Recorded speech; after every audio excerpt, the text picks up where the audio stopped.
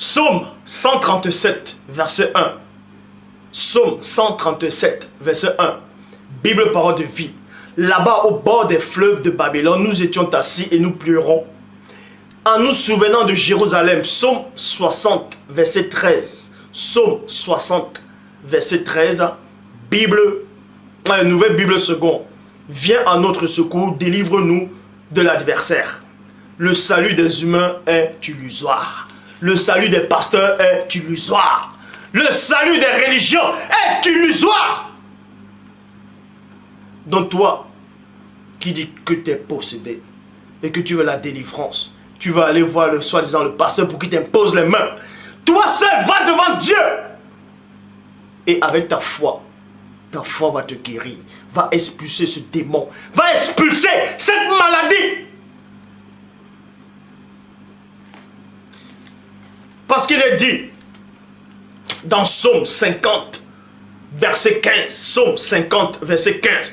Invoque-moi au jour de la détresse. 2 points. Je me glorifierai. Et je te glorifierai et je me glorifierai. Invoque-moi. C'est tout. Ayez confiance en Dieu. Ne dites pas seulement je crois en Dieu. Je crois que Dieu est capable de faire le miracle. Je crois que Dieu est capable de faire ceci, de faire cela. Arrête de dire ça. Même les démons le savent. Aie juste confiance au Père. Mets ta confiance en Dieu. Au Dieu véritable. Mets ta confiance au Tout-Puissant. Et il va agir. Arrête d'écouter les autres qui ne connaissent pas Dieu. Qui viennent vous annoncer la fausse doctrine. Dieu m'a dit. L'Esprit de Dieu m'a dit. Le Saint-Esprit m'a dit. Mensonge. Christ te dit, quand tu veux prier, va dans ta chambre. Ferme la porte. Ne fais pas comme ceux qui sont dehors, ils veulent montrer qu'ils jeûnent, ils veulent montrer qu'ils prient, qui sont religieux. Va dans ta chambre ou va dans ton salon et adresse-toi dans le lieu secret à ton Père. Et Dieu voit. Il va te glorifier. Et il sera glorifié.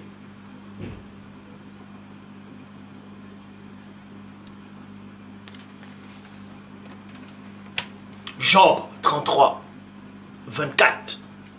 Traduction lui seconde 1910. Dieu a compassion de lui.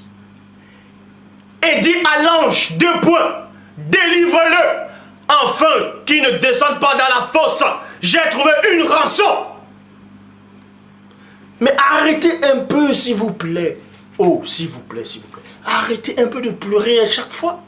Arrêtez. Quand vous avez une mauvaise nouvelle, arrêtez de pleurer.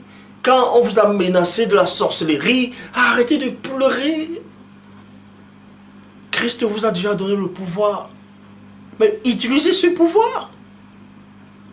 Levez-vous, prenez autorité. Prenez autorité.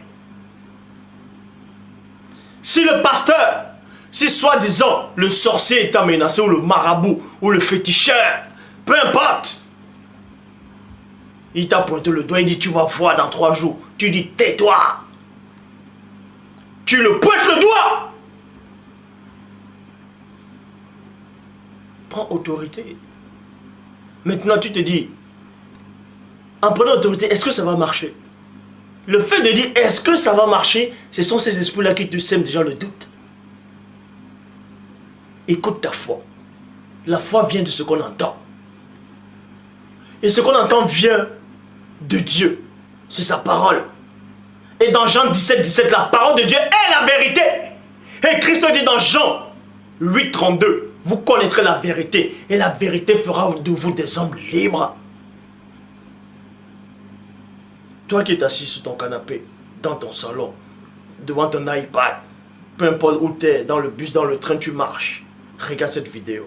À partir de maintenant, à cet instant-ci, n'oublie pas une chose. C'est pour cet instant que tu as été créé.